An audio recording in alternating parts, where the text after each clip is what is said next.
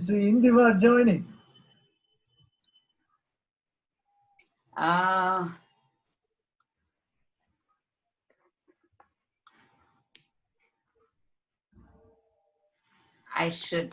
think, yeah, I will. He can unmute himself. Yeah. Okay. Hi, Sekhar. Looking forward. Yes, good to see you after a long time. Long time, yes. So much has happened in between. That's right. All well with you, I hope. Yeah, we are quite safe here so far. And academic full steam ahead. Yes, academics life is going on okay. Mm-hmm. And as you know, I'm just finishing end of this year, in end of December. Yeah. Yeah. So, well, finishing, but not finishing academic work, I can see. No, hopefully not. I suspect that will become even faster and faster. So, let's see how it goes. Yeah. So I got this notice from the Seagull Foundation, which is right. Very good that such an event is organized. If I had known that you would be here, I would have been more thoroughly prepared. You are always thoroughly prepared, Sekhar. The books are proof of that. Okay, thank you. Shall we begin? Yep. Yeah. Okay, Ishan. Yes. Okay, great. Good morning, good afternoon, and good evening, based on time zones you are watching us. You are joining us live on YouTube and Zoom and the Facebook page of History for Peace. Today's event is being organized in collaboration with Heritage for Peace, History for Peace, I'm really sorry. So thank you so much, Meena Malhotra ma'am, for organizing this. Then we have a very special guest with us, Professor Sekhar Bandyopadhyay, sir. He doesn't need an introduction truly. Professor Bandhopadhyay is a specialist on the history of modern India, and he has written extensively on the meaning and complexities of India's experience of transition from colonial to the post-colonial period. What freedom actually meant to various individuals, communities, and political parties, how they responded to it, how they extended its meaning, and how in their anxiety to confront the realities of free India, they began to invent new enemies of their newly acquired freedom. In today's session, Professor Bandhopadhyay will be taking pre-submitted questions from teachers across schools based on his recent lecture for Karwaan titled Decolonization, Change and Continuity. So skipping the part of the introduction, I would straight away go to Professor Bandhopadhyay. Good morning to you, sir. Good evening, I think. And welcome to the session. And good morning to all of you. It's such an honor to host you, sir. Thank you. The first question to you, sir, is a three-part question. It is the decolonization process is still complete, but do we Indians as people still demonstrate a colonial mentality in a concrete way? Or how far do you think decolonization of the mind has been effective in the Indian context? And if I may add to this, how is decolonization formation in the post-colonial landscape? Okay, thank you, Ishan. Thank you for inviting me and to respond to the questions that have been submitted to you on the basis of the of the earlier presentation I made for your Karwaan program. So I'm assuming that everyone has listened to that presentation, so I will not be repeating what I have said already, but I'll go straight to the questions and come up with my responses. And then after the initial responses, I can possibly take up follow-up questions on that. I think the first questions, or if I kind of deconstruct it, there are a number of questions, about 2 or 3 questions taken into one. Are the big questions about the transition of 1947. And I will start by just observing what the Cambridge historian Joya Chatterjee has recently written about how do we understand the importance or significance of 1947, the year. And she argues, she says, I mean, this is a very important quote from her writing, that it should be better understood as a year of crisis rather than an end of an era or a defining moment of a revolution. And I had noted in my writings as well as in my previous presentations that I look at it as a moment of transformation, and where we find both transition, translation, transformation of various institutions and ideologies. And there were a lot of continuities between the colonial and post-colonial period. But I would also argue there were also very significant or momentous changes as well. But once again, I'll reiterate my earlier position that this transition was a rather messy process. It was not a clear-cut watershed that before August 1947, we had the colonial period, and after 47, we have the post-colonial period when the colonial legacies were all gone. I mean, this was the expectation of many of the nationalists. Gandhi, for example, had written in the Hind Swaraj that after 1947, the Swaraj should mean Indian institutions replacing the old English institutions so that we don't end up with English rule without the Englishmen. Or in other words, many nationalists like him were possibly expecting a complete epistemological break, but that never happened. The process of transition was messy and complicated and incomplete, and possibly one could argue it's still going. So it's not that immediately after the event of 1947, we could see a post-colonial nation assuming its own subjecthood, it's becoming self-conscious of its own identity as well as its own history, and was prepared to take the next step to create the trajectory or to outline the trajectory of its own future, because this was very much a time for debate and discussion. So I tried to mention that in this period we see number of continuities, for example, in the institutions, in the rituals and the legal frameworks and so on. But there were also significant changes. And so it's not that the colonial mentality was going, the colonial institutions were being continued, the colonial administrative structures were being followed. The major change that one could argue as a kind of symbolic of the establishment of the sovereignty of the new nation state was the new constitution which came into existence in 1950. There could be argument that the constitution itself represented a lot of continuity. A large section of the Government of India Act of 1935 was actually moved into the constitution.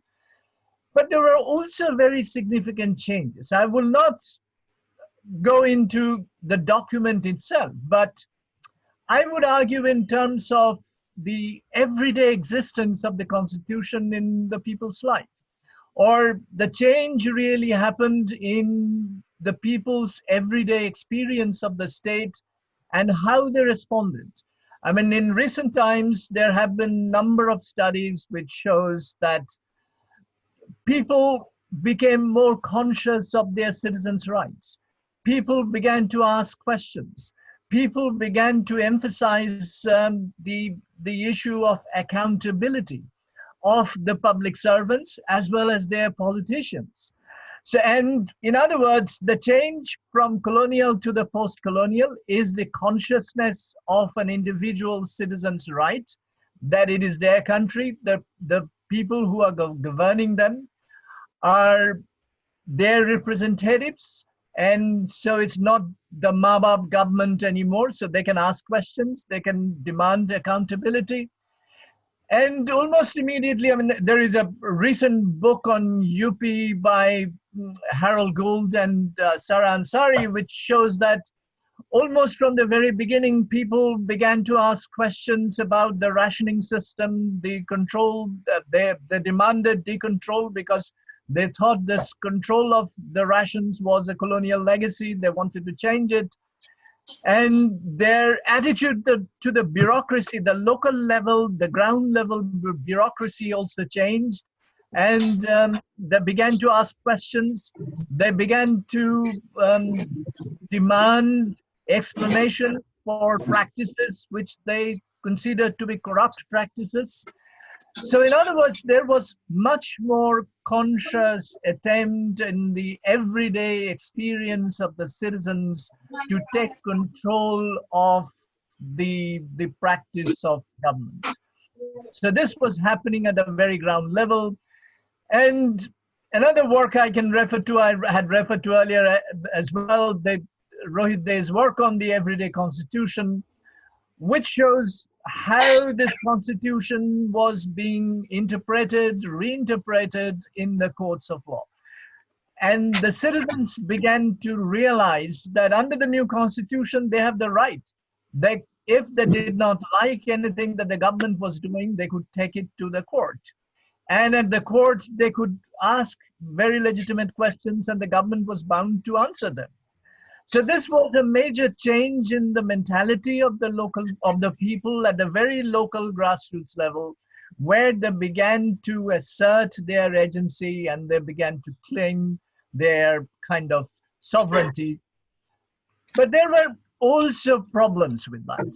And the problems, and what in my other writings and books in which I have argued, that while this expectation was coming, at the same time, those who were ruling, they kind of wanted to continue the old practices of governance. And where the old kind of autocratic means of controlling the people, those things continued even after independence. I mean, we cannot forget that the First Amendment to the Constitution was brought by Nehru's government within a year, which was to curb the freedom of the press. Although it was meant to be a temporary measure, but this was the beginning. And almost within months in various states, particularly in Madras and West Bengal, they brought in the Security Acts. The Security Acts which would deal with unrest and which gave the government the power to arrest people without charge or without any trial for 6 months.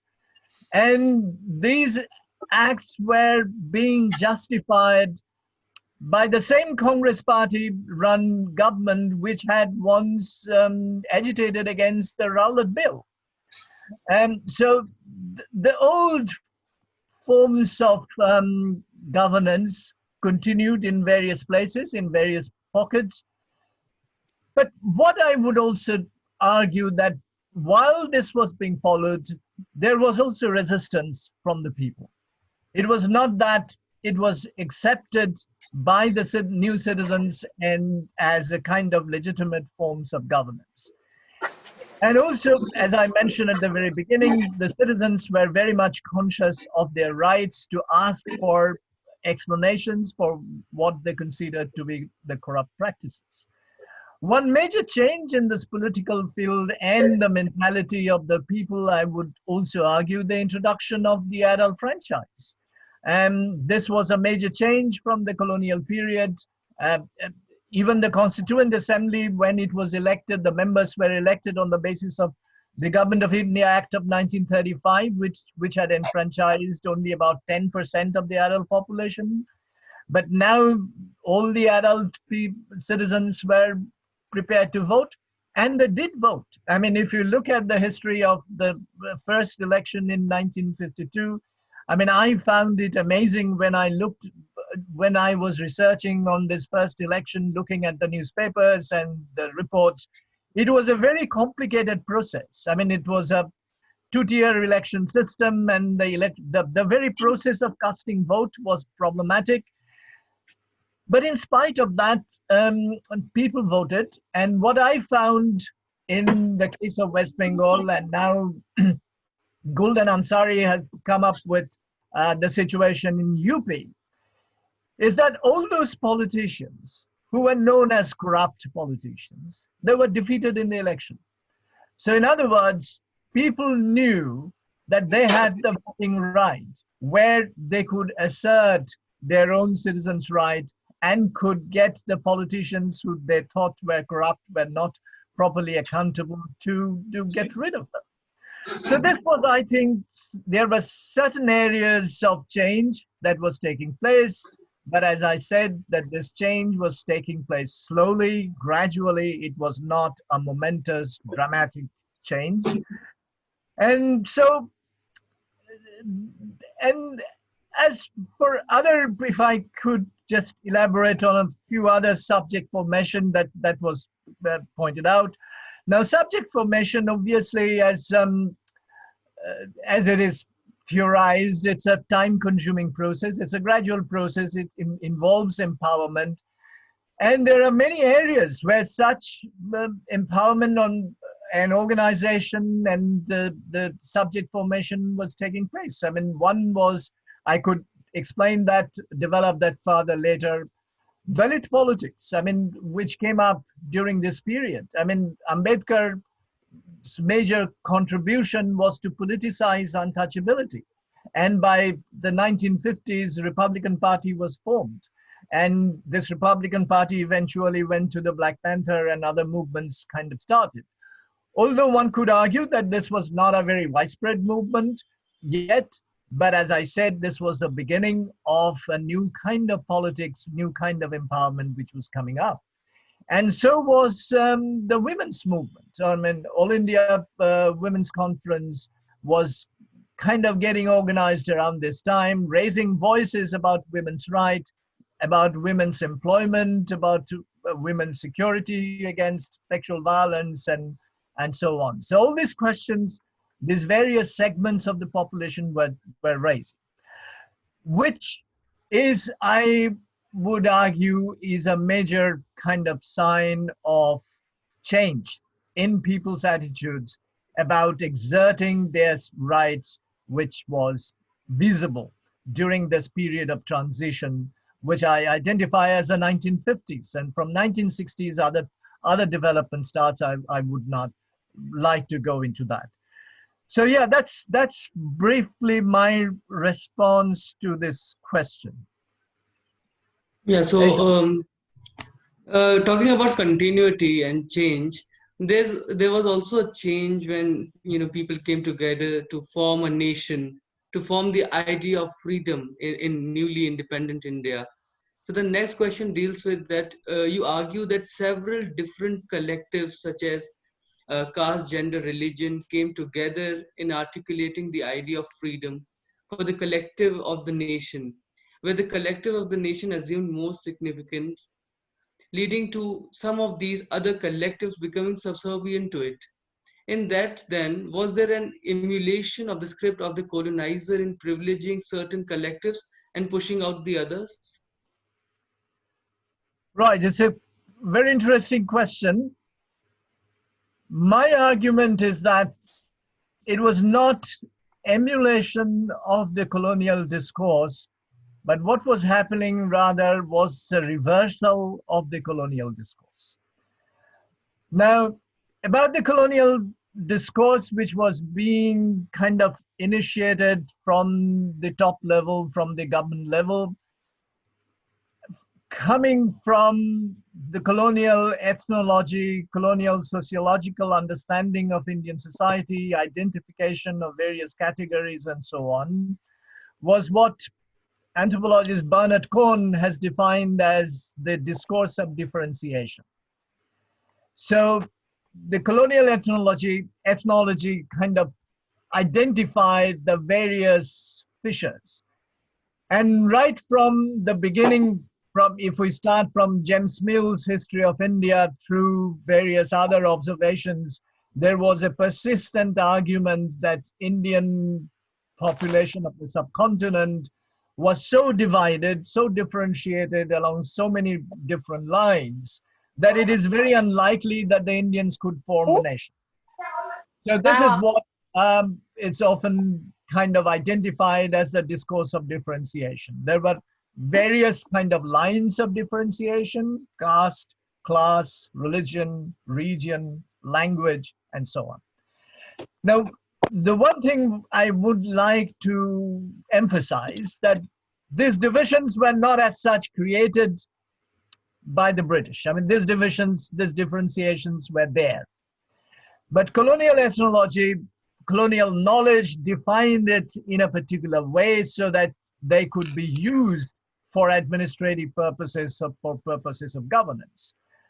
So when the colonial rule was trying to normalize such a discourse of differentiation, the challenge, that was my argument. If you have seen my book on nationalism, that's what I argued, that the challenge for the nationalists was to come up with a counter discourse, and this would be the discourse of integration. And this is what started from Surendranath Banerjee's book, India and A Nation in Making, and so on. So they began to argue the other side of it, that those differences were there, they are not important, but we are nevertheless a nation. And this nation was defined in various ways. It was defined as a kind of civilizational nation. It was defined as a kind of naturally given territorial nation, and so on. So in other words, I would argue the nationalist discourse was a counter narrative, a counter discourse to the colonial discourse of differentiation. So it's not emulation as such. And when the independence came in 1947, my reading of Indian history is that at that moment of time, there was yet no consensus about the nature of the nation, its future trajectory, its ideological orientation, and so on. So there was still discussion, there was still debate going on. There were people who were not quite happy with what was happening at the governmental level. They were contesting it at various levels. So in other words, when the independence came, there was also, I mean, there was still a lot of debate, discussion going on about the nature of the Indian nation and about the possible future trajectory of the nation. And therefore, the state, as it came into existence, kind of took it upon itself, the nation building process, as we say. I mean, so what started from 1947 was also a kind of nation building process from the top, from above. And that's why there was a very conscious attempt to normalize a narrative that India was a natural nation, it was united. So, and in spite of the diversities that we had, and that's why the government started to kind of initiate the discourse and try to normalize it, the whole discourse of unity in diversity, where the unity was more emphasized, more privileged than the diversity itself. But I won't say that not all the other collectives could be suppressed, or and those voices came up. And as I already mentioned, the Dalit voice came out. Ambedkar was a major proponent of that voice within the Constituent Assembly and later on within the government itself, within the parliament and the government itself.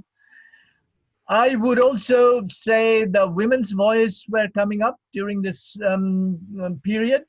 I mean, immediately after independence, I think it was 1948, there was the government of India inherited the civil service. and it wanted to expand the civil service through direct recruitment, and there was a notification for inviting applications for IAS and IPS, and it was specifically written that it was only meant for men. And the All India Women's Conference immediately protested that why should it be only for men? I mean, why should some employments would be gender specific? So in other words, the other voices were coming up as well. And so in other words, as I mentioned, that the counter narrative of unity was now being projected through the government. But one could also argue that while emphasizing more and more on the unity aspect, this official narrative kind of ignored the fragments to some extent. So their grievances, I mean, they could feel were not being properly addressed at all levels.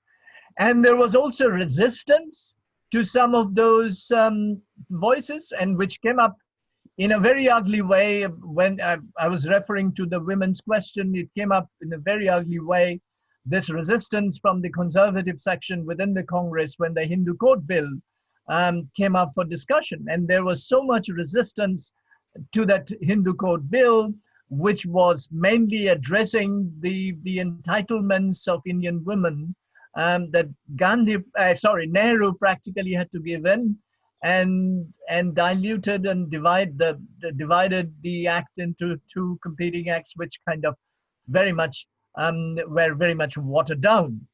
So in other words, there were ambiguities as well, and these ambiguities showed that the dominant kind of discourse was still not comfortable about accommodating the other voices coming from the other collectives. So, and this ambivalence possibly still unresolved. I mean, it's going on in various ways. Yeah. Okay, so I'll stop there. Yeah, so the next question is actually very interesting because it's about, you see, the importance of culture of imperialism. So borrowing from Seth's concept that the power to narrate or block a narrative is of foremost importance to the culture of imperialism. How would you think this power of narrativization and blocking of narratives trickled into sustaining the continuities that you show were prevalent in the political landscape of the post-colonial period? It's a very good question. I mean, I think all states tried to construct its own narrative of the nation according to its own ideological preference. And there is no exception. And I'll start from one observation that the first meeting of the Indian Historical Records Commission, which was formed and which was presided over by the Minister of Education, which was Maulana Azad. So Maulana Azad, in the first meeting of the Indian Historical Records Commission, said that until now, history of India was being written by the British. And so it was either imperial history, or the nationalists were writing from a patriotic point of view. So now the time has come, we have to write the real history of India. Now the question was, what is the real history of India? I mean, who decides what is the real history? Is it the state or the historian themselves? Or it gradually emerges through serendipitous research done by the scholars from various fields? And that is the question. So in other words, this attempt to influence the narrative of the nation was there from the very beginning of the Republic. Even I would argue, I mean, the formation of the Indian Council of Historical Research, I mean, it was to kind of sponsor research, historical writing, and mainly to identify and reconstruct the history of the nation. So, in other words, this ideological or I would say the attempts to control the narrative of history from specific ideological position is nothing new that is happening. And this has happened in many other places as well. But at the same time, there were also independent research. The independent research of history, which was going on from the 1960s onwards, and there was no attempt to control that independent stream as well. So even if, and it's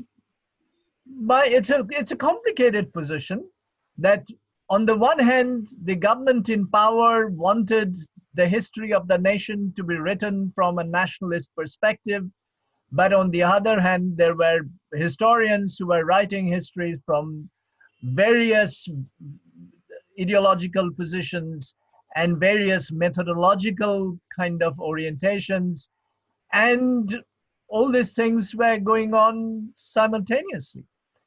And so it's another interesting coincidence I can point out. I mean, the centenary of the 1857. I mean, the government commissioned a history of 1857, which was, I think, written by Surendranath Sen. And the independent historian Ramesh Majumdar wrote another volume on the 1857. Interestingly, both came to similar kind of conclusions.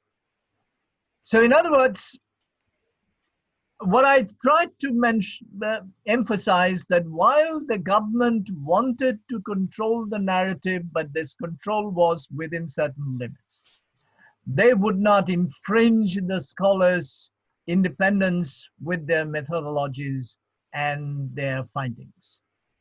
But of course, there has been from the very beginning to have a more nationalist narrative, but this was not to dislodge other competing narratives that were there. Yeah. Okay? Yeah.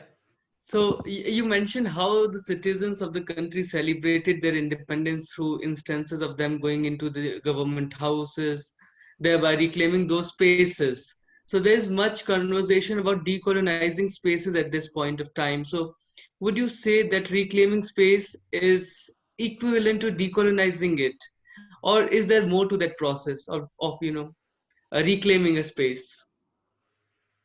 Yes, what I observed in my book about this very interesting incident, which I found happening in West Bengal, the capital city of Calcutta, where several thousands of people on the very first day, 15th August, when the flag hoisting ceremony was taking place on the lawns of the government house, several thousand people, they just broke open the iron gate. And then for a couple of hours, thousands of people were freely roaming around the governor house. And the governor was escorted out of the building and straight to the airport, where the governor and his wife boarded the aircraft and left. And that is how ended British rule in West Bengal.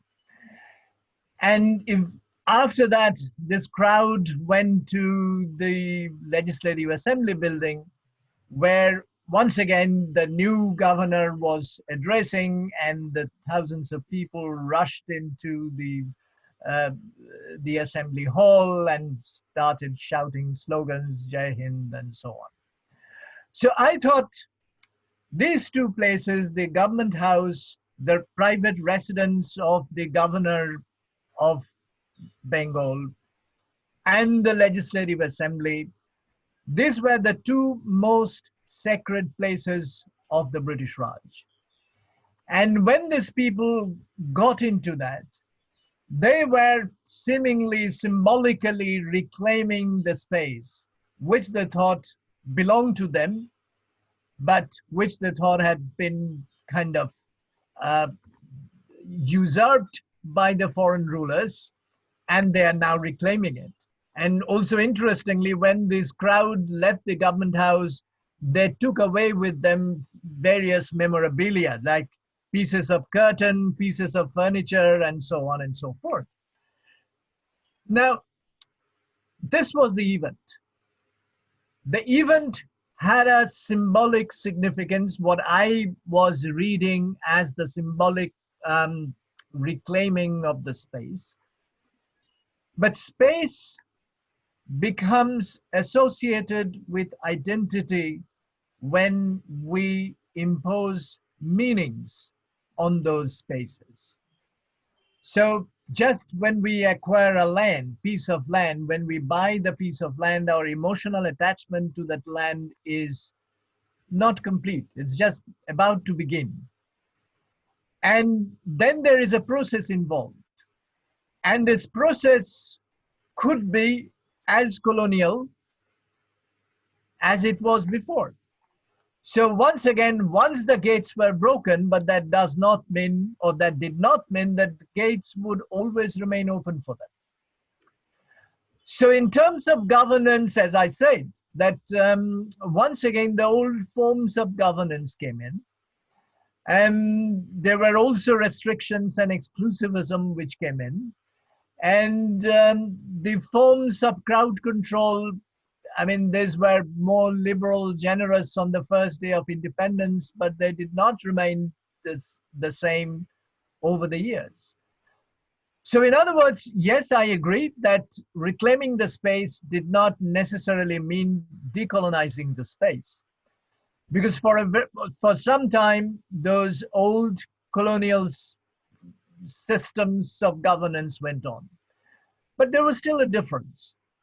The difference being the people could see that it was not the European Governor General or the European governor who resided in that house. And the difference was quite significantly felt after the first election of 1952, when many of the new elected representatives to the Legislative Assembly were their own people. Because as I was saying, the previous Legislative Assembly was still elected on the basis of very limited franchise rights. I mean, only about 10% of the adult population could vote. But now after 1952, there were many people who were going to the assembly who were just for the first time in their life going to the assembly, and they were coming from very ordinary families and houses. So people could see that now those who are going to the Legislative Assembly are our own people, and we have elected them and they are accountable to us. And so, in other words, although those spaces once again became exclusive spaces, but there was also a new meaning imputed on them, that these places became the spaces for the elected representatives of the people. And that's where the change, but that change took few years to happen. And looking at the central place, I mean, when we see at the Raisina Hills, I mean, people could see that the occupier and the person who lives in Raisina Hill is no longer the viceroy, but the Indian elected representative of the state, the head of state who's elected by the elected members of the people, representatives of the people. And that's where the change comes, but the change takes time. So in other words, as going back to the point which I mentioned at the very beginning, that this was a long drawn process. It could not happen overnight. It was not a dramatic change, but it was the beginning of a process where the space was reclaimed and then meanings were imputed. Then it became symbols of identity. Okay? Indeed. Yeah. So the next question is about somebody very special in today's India. He is the first Prime Minister of the independent India, Pandit Jawaharlal Nehru, and his contribution to the process of decolonization is immense, irrefutable, and undeniable. Yet he did not address the cracks in this quote-unquote secular card, given the fact that identity politics had been a critical and contentious issue for most of the national movement. What are your comments on this? That's a very important question in today's India. For many things that's going wrong, this gentleman is being held responsible for that. My reading of the history of this period is that Nehru was still, within his political party, within his circle, a very lonely figure. On the one hand, he had almost a religious faith in secularism. That the very beginning, he identified that India had two enemies. The independent India had two enemies. One was poverty and the other was communalism. And he was trying to fight communalism, but my reading of this period is that by trying to fight communalism, there was possibly also a tendency to marginalize people who had kind of took a middle position about this. The communalism, as it was kind of suggested through the constitution and implemented through government policies, was a very ambivalent kind of secularism. The constitution does not prescribe for a strict separation between the church and the state. It only says equidistance from all religions. And it is very difficult to maintain for the government equidistance from all the religions. And that was the dilemma of this period. The way secularism was defined by the constitution. So by the majority of the Congress were Hindus, and they had their different kind of views of how the nation should evolve. It was not that nation should maintain equidistance from all the religions. There was a very widespread feeling in India that the partition was a kind of divide on the basis of religion.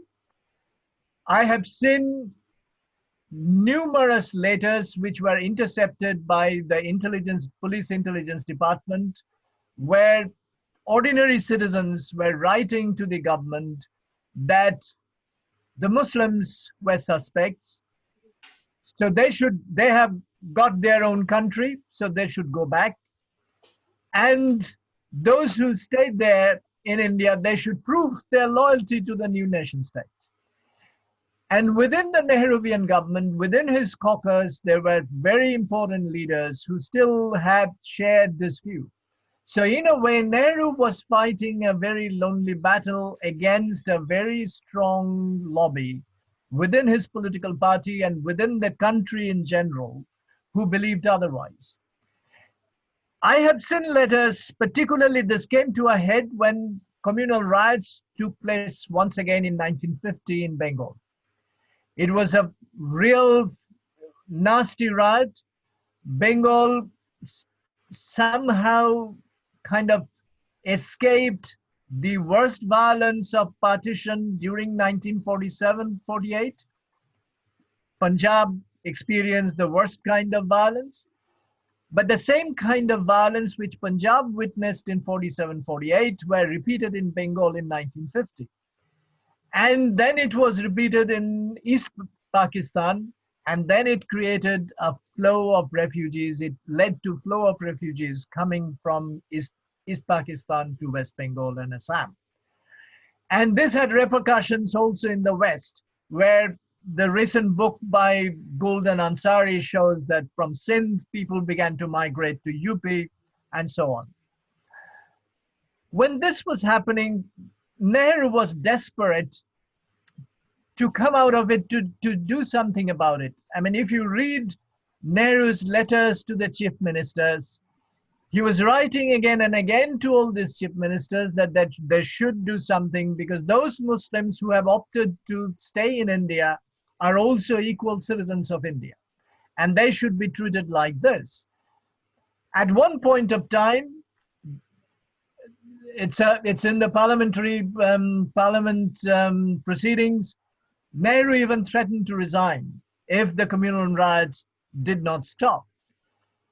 At that point of time, Nehru signed the Delhi Pact with his Pakistani counterpart, and the communal riots stopped.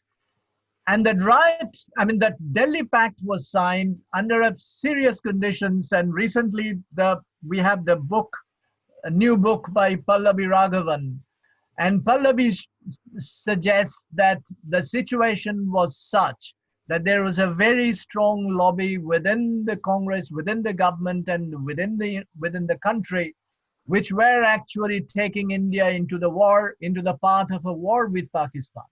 So this Delhi Pact was actually averted that outbreak of war between the two very, very infant states. So in other words, it is easy to blame Nehru, but Nehru was, I believe, the documents I have seen, Nehru was fighting a very lonely battle around this time. His problems came from the ambiguity of the constitution in defining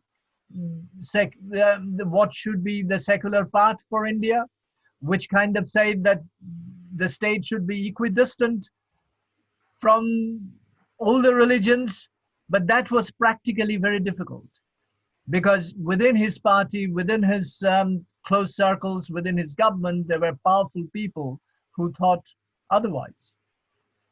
Yeah, yeah. So the next question takes us to a very global context of decolonization, where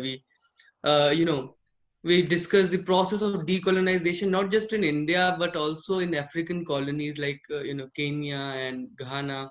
So how does the process of decolonization in India compare with that in the African colonies of Kenya and, Ghana different? And was the ideological orientation in these countries very different than India? First of all, I'll confess that I'm not a comparativist, but I also agree that decolonization needs to be understood in a global context.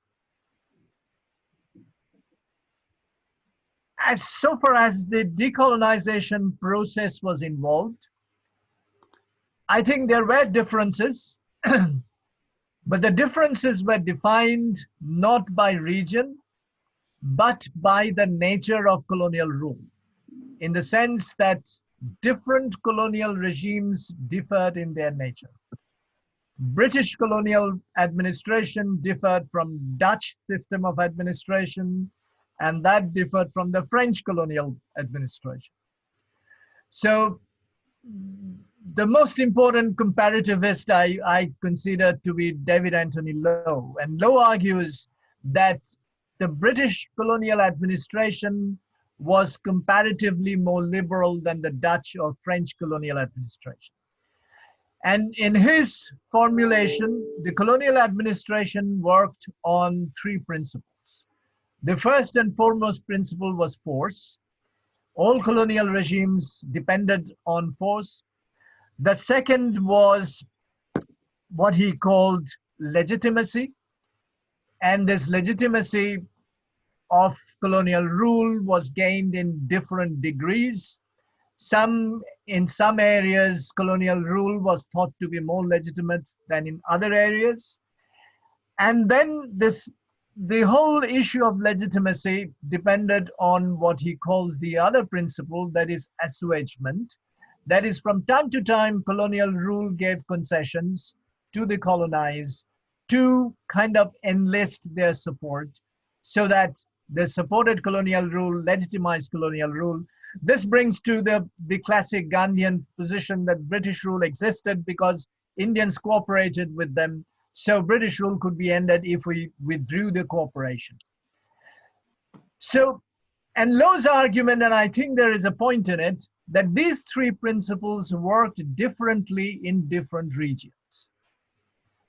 So because different situations, the contexts were so very different that sometimes the assuagement and legitimacy did not work. And particularly this was true in French and Dutch rules, where there was more dependence on just brute force. And where concessions were offered, they were offered in a very piecemeal way that did not satisfy the aspirations. The difference between Africa and India was that Africa was colonized after India. Africa was kind of coming into full colonial rule much after in India. And what was even more important, development of a Western educated elite was delayed in the African colonies. It was not until the First World War that we find Western educated elites taking the nationalist position in the African colonies. Whereas in India, we already have a matured nationalist movement by the time. So that kind of defined the periodization of the liberation movements. So in different countries got their freedom in different times. Now, he argues that in some cases it worked, like he says that in Uganda it worked, but in Kenya it did not work and led to violent movements like the Momo Rebellion and so on. But in general, by the First World War, there was a greater consciousness in Africa, particularly among the Western educated elites in Africa, about the modernity that colonial rule was bringing to them. And I can refer to another comparativist, Michael Adders, who argues that around this time, the Western educated elites in all parts of the colonized world, by the first time of the First World War, they were all involved in two projects. One was to contest Western modernity, and the other was to construct their own national identity. And this all started by the First World War throughout this colonial world, but in India, this was already quite advanced because the whole process started in India much earlier. So in terms of ideological orientation, I think it was Africa and India more or less kind of represent the same kind of situation. Although the timing was different. For Africa, the season of liberation came in the 1960s, about a decade and a half after India's independence. But the real difference between India and other colonies was not in Africa. I'll extend that discussion and the question a little bit. The real difference we can find in Southeast Asia. Southeast Asian situation was little more different than the Indian situation in the sense that apart from Malaysia and Burma, which were under British rule, Indonesia, Indochina, that is Vietnam, Cambodia, Laos, these areas were under Dutch and French control. And after the Second World War, or by the time of the Second World War, Britain had more or less decided to get out of the colonies. But Dutch and French imperialism did not really think in terms of withdrawal. So after the Second World War, they once again wanted to reimpose their rule, and that created a lot of conflict and bloodshed. But the two differing factors, other than this reimposition of colonial rule after Second World War, the other two differing factors was, one was the Japanese occupation. During the Second World War, the whole region was occupied by the Japanese. The Japanese initially projected themselves as the liberator of Asians from European colonial rule. And many Asian leaders initially purchased that argument. But within a year, they realized that they felt the real nature of Japanese occupation. And then another kind of ideological movement starts, and that was the anti-fascist movements. That is a kind of different ideological orientation of the nationalist movements in this country. There was a very definite anti-fascist ideological strand. And the other major difference, I would say, was the importance and influence of communism. Both in Indochina and Indonesia, Malaysia, Burma, entire Southeast Asia, I would argue that communism was much more powerful than it was in India. In India, it was communist movement during this time was localized in South and East, in Andhra, in Madras Presidency, and in the Bengal Presidency, Bengal, Assam areas. But rest of the country was not that affected by communism. Whereas by contrast, in the entire Southeast Asia, Indochina's nationalism was entirely motivated by communism. In Burma, communism was quite powerful. So was Malaysia. Malaysia, the British had to bring in brutal military force to crush the communist movement. So I'm saying that these are the two different elements which we find in the nationalist liberation movements in Southeast Asia. But I'm not very knowledgeable about Africa, but what I gained from these readings that African nationalism was more or less following the Indian lead, the same ideological orientation as such. Okay. Yeah. So the cultural impact of imperialization is there, but capitalism has stopped the place, and in the long run, it seems to be more fatal. Capitalism was just a part of the society first, but it is becoming a very big part, or even the main society. You know, it is taking over the society today. So, what are the ways to abolish capitalist imperialism? And can you throw some light on the issue of capitalist imperialism as such? Well, if I knew how to stop capitalist imperialism, I would have considered to be the greatest philosopher in the world, which I'm not. And frankly speaking, I don't know the answer to this question, because from the very beginning of the Indian Republic, capitalism was there, despite the fact that constitution as well as government policies harped on socialism. But India's socialism was very ambiguous, and what went in the name of mixed economy was some public sector, but at the same time significant concessions and leverage to the private sector.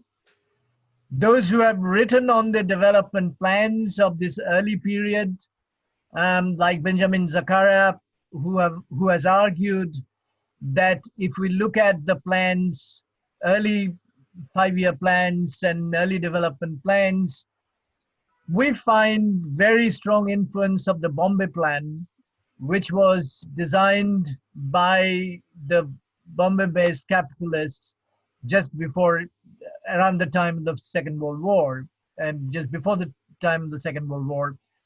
So in other words, capitalism had always been there, and globally, capitalism has established its ascendancy since the demise of the Soviet Union.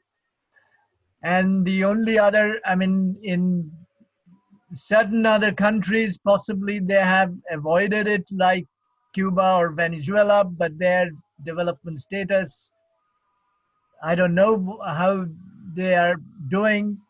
On the other hand, the China model is more, as experts say, it's more kind of state capitalism rather than private sector capitalism, but it has other aspects of it. Yeah. How to reverse the trend? I really, I don't know. And because capitalism, as I see around me, has been continuously reforming itself to establish its hegemony. I mean, we live in a world, I mean, where socialism has become a kind of pejorative word. Yeah. I mean, when you want to abuse someone, you say he's a socialist, and that is where we have come to. That is where the ideological hegemony, our orientation of the mind has come to. So, um, can we look for a revolution? I don't know. This is a question really I'm not very competent to answer. But like you, the person who has questioned, I'm frustrated as well. Yeah. So a small announcement for the viewers. Those of you who want to ask Professor Bandhopadhyay any question can write it on the Zoom chat or YouTube live chat, and we'll take those questions in the Q&A round. So Professor Bandhopadhyay, my last question to you would be, why did the Bengalis in West Bengal fail to develop theatre free from the Precesionium shackles, and why did colonization fail in Kolkata theatre? And how do you see, what are your views on the Kolkata theatre? Because you are from Calcutta, and this whole organization is based in Calcutta, History for Peace. So I think this question is a must to ask.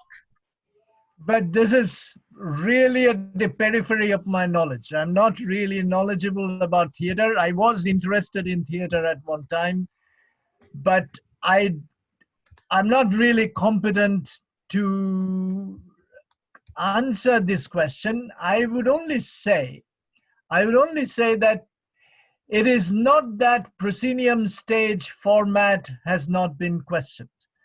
I mean, immediately what comes to my mind is Badal Sarkar's Angan Mancho experiment in the 1970s, which I knew very well. I was personally associated with that, but I then lost contact with that cultural world, particularly after I left the country. Now I just go there, see one or two shows, and that's all. On a very general level, what I'll say that theater is part of society and culture. It is not an isolated field where you can see changes happening at a different pace than in other areas of society and culture. So in some areas of culture and society, we have seen much rapid pace of change. Possibly theater is not.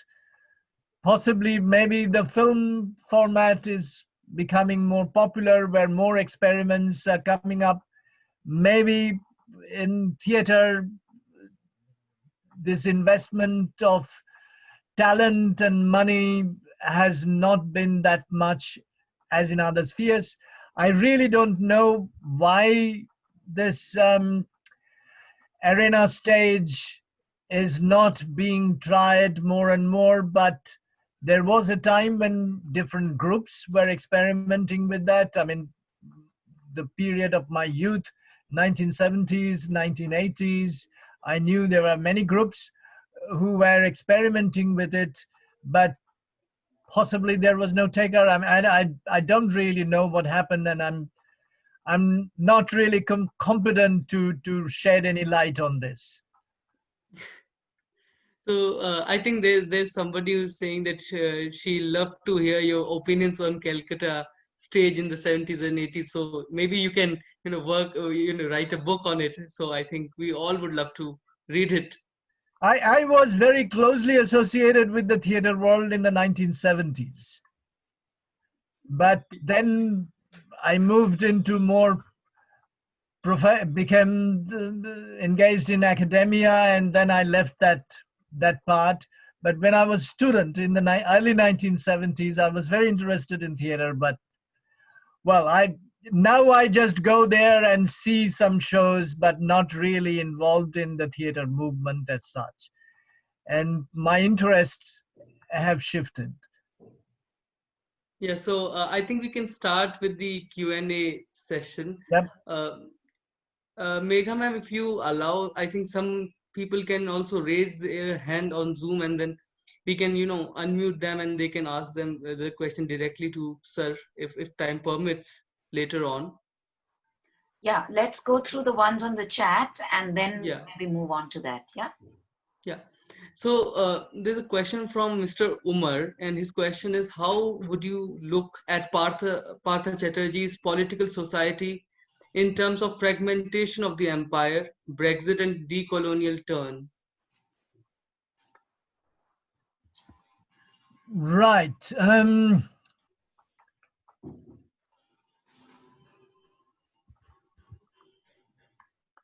To put it very briefly, that I'm not totally in disagreement with Chatterjee's theory of political society, but and in a way, in India and elsewhere also, I mean, politics has taken over various forms of other modes of expressing citizens' rights and so on.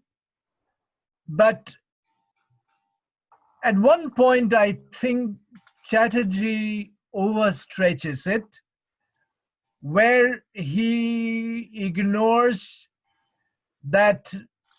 I mean, he on other occasions has said that what he called the heterogeneous time of modernity, that various groups thought in different ways.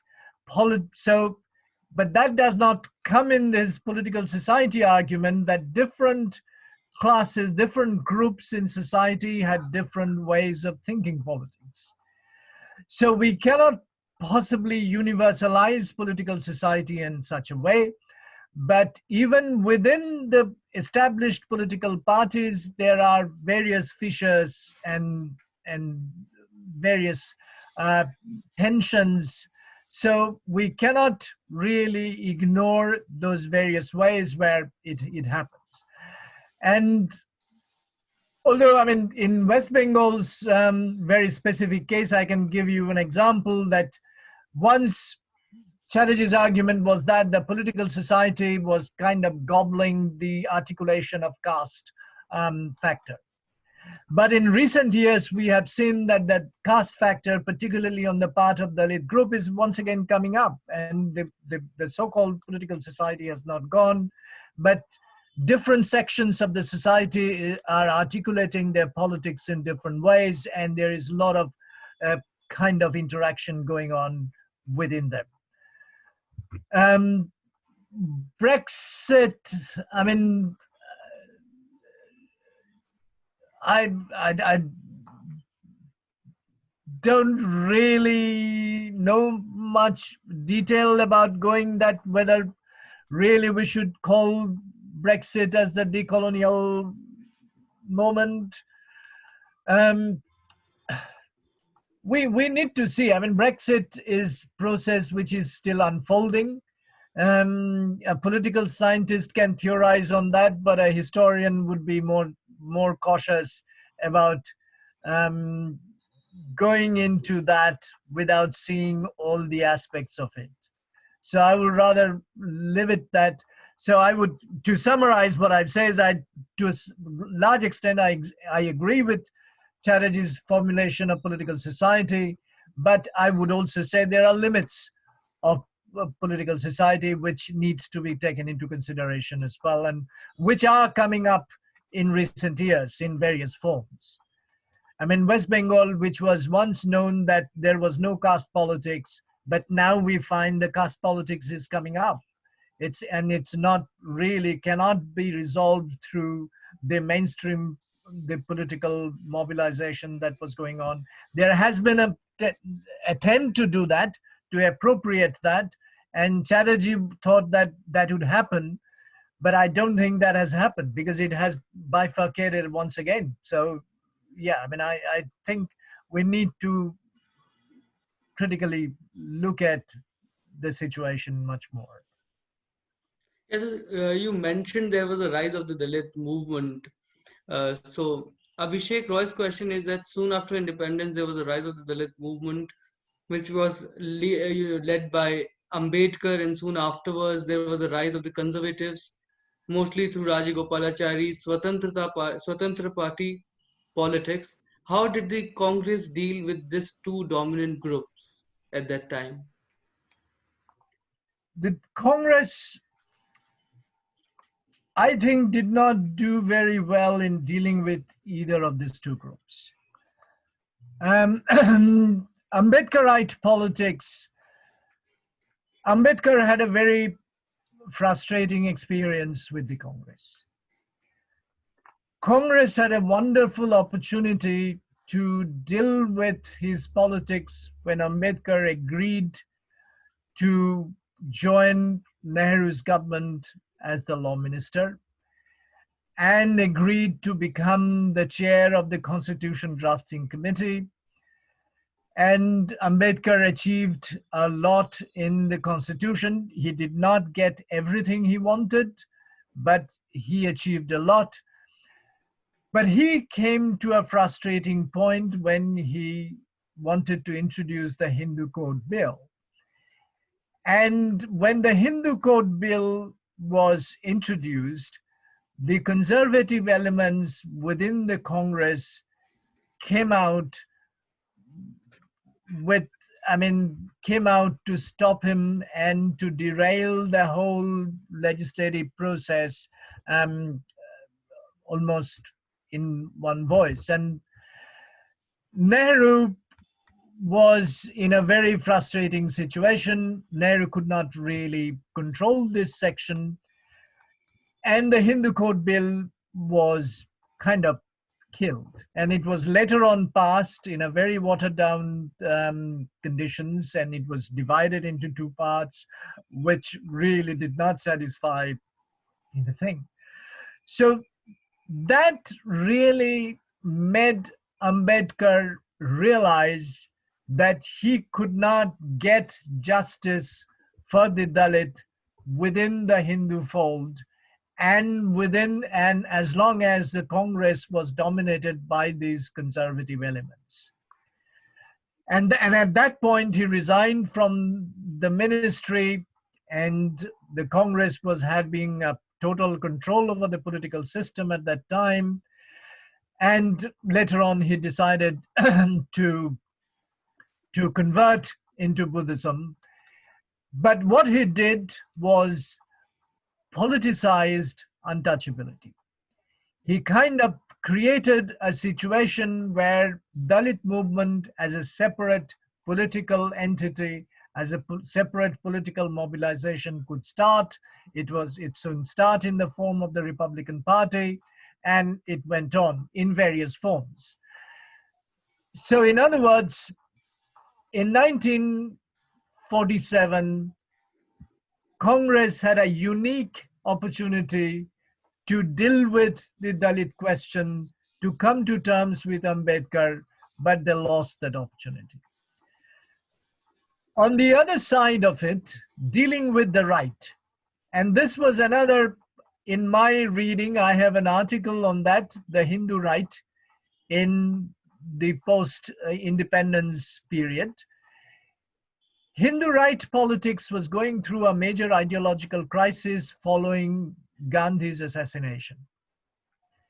It was under attack from all parties, and it was at that time they were initiating an internal debate on their ideology, where there were many within the Hindu Mahasabha who argued that there was a need in India for a right-wing democratic political party which would not be associated with any majoritarian religious identity. And there was an internal debate within the Hindu Mahasabha, but in that debate, once again, the conservatives won, and that liberal section kind of lost that debate. And that liberal section was being led by Shyama Prasad Mukherjee, who came out, who was actually expelled from Hindu Mahasabha, and who then started his own political party, Jan Sangh. Now, Jan Sangh, in our political history, is always associated with the Hindu right-wing RSS. But when at the moment of creation, Jan Sangh was not really a Hindu right-wing political party. It was conceptualized as a democratic political opposition, a right-wing democratic political opposition to the Congress. It believed in capitalism. It questioned socialism, communism, etc. It was not overtly communal, but thought that people had legitimate right to religion and being associated with religion. But at the same time, it followed a rather universalist agenda. That's the first agenda on the basis of which Jan Sangh was formed. But from the very beginning, Nehru and the Congress identified Jan Sangh as a communal party. And this constant pressure from Nehru and Congress kind of forced the Jan Sangh to move closer to the Hindu right-wing groups, mainly RSS. In 1951, Mukherjee was invited by RSS to give a lecture. And if you read that lecture, he was reminding RSS that India is a pluralist country. And we should remember that when we define our politics. But that completely goes after a year or so, when he was under constant pressure and being identified, stereotyped as a communal. So I would, and I have an article on this in a book which I edited called Religion and Modernity in India. And I think that was a major political debate within the right wing. And there was a serious possibility that there could be a right-wing political party which was non-religious, but that, once again, that opportunity was lost. So, and the same thing went on as Swatantra Party came up, once again with a right-wing agenda, but once again, the right-wing non-religious political parties had been always under pressure. And this was also a Congress's issue. I mean, Congress also wanted a weak opposition. And this was very, I mean, this I have argued in my book on decolonization in South Asia, that this was very visible from the very first election campaign, that they wanted the power and they did not really like a powerful opposition. So, in other words, the two groups you mentioned, the right-wing politics, as well as Ambedkar's Dalit movement, the Congress did not really do a very good job in dealing with that. It had the opportunity of dealing with it, but it did not utilize that opportunity. Yeah, so I think we have almost reached the conclusion part of the session. We've already taken about 1 hour, 15 minutes or so. So we have a very positive question, I think, to end it on a high note, from Akhila Shishadri ji, and her question is, what is the idea of India you would wish for young people today?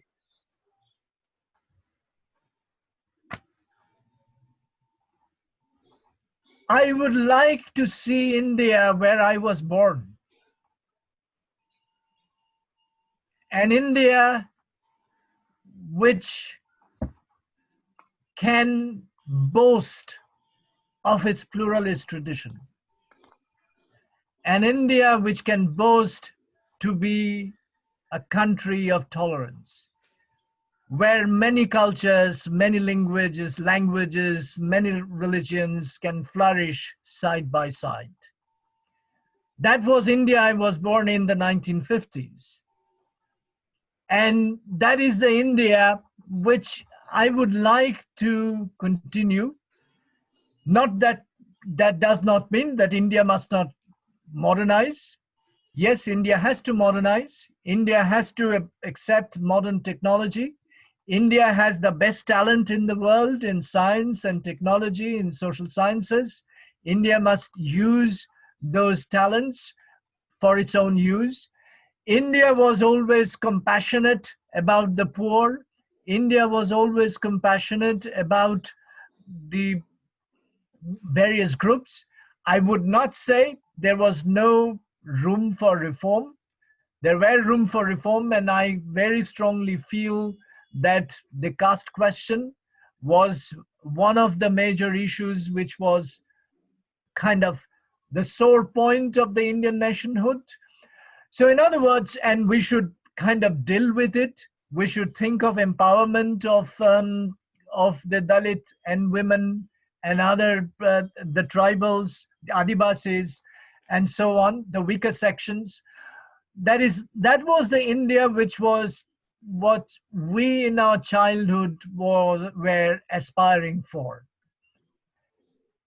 And so that is the dream which I want to sell to our younger generations. An India which thrives on its modernity, which looks after its poor and the disprivileged, and tolerates difference and pluralism. That's it. Yeah, that's a beautiful dream, and I think it was truly an honor, Professor Bandyopadhyay, to be in a conversation with you, and truly a lifetime opportunity for me, for everybody who joined us live. And maybe I should hand over the stage to Megha ma'am from History for Peace to take the proceedings forward. Thank you, Ishan. Thank you, Professor Bandhopadhyay. This has really been extremely valuable, and I think I'm speaking for all the participants who are here with us. And do we have another 5 minutes? Shall I ask anybody wants to ask a question, or Professor, should we wind up now?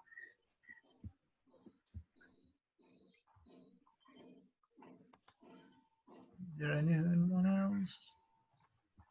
Okay, I'm just going to read out what's in the chat some more. There was one more question, Ishan. What are your observations on the communism, post-independence, and present-day Indian politics? Where do you think India has been in these years? Would you like to take that, Professor? The one last one, and then we can. It's a very large question. It will take a long time to properly All right, then we can handle this question. We can let it be. Yeah, the communism came back after independence. On the independence period, this transition period, particularly where the partition and the communal violence were taking place, and later on the transition to independence period, the Communist Party of India found it difficult to deal with that situation. And then it thought that to deal with that situation, the available kind of model they had was the Telangana model and the Tevaga movement, which was going on. So in 1948, they revived those movement, which was kind of violent insurgency, but that did not work. That did not work because there was not enough consciousness among the peasantry to identify with that kind of movement. It needed more mobilization. It needed more social consciousness before that kind of movement take place. So a momentous change took place after this. That Communist Party of India gave up its insurgency mode and became an electoral political party. And this was a really historic shift in the history of the communism as such. And what was very remarkable in this first election in 1952, the Communist Party of India came out as the largest opposition party in the Indian parliament. And that trajectory went on. It became a kind of electoral party. It participated in election. But there was one problem in communist movement. We had communist regimes in West Bengal, in Kerala, which is still going on. But even then, which I have a very interesting reading from one of the theorists of the communist movement, Javid Alam. Javid Alam has diagnosed this problem. The problem was that Communist Party wanted to get state power. And they thought that by getting state power, they solved the questions of class and inequality and so on.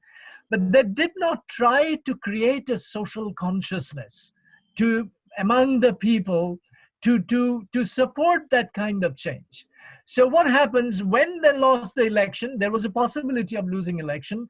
When they lose the election, their support base kind of disappears.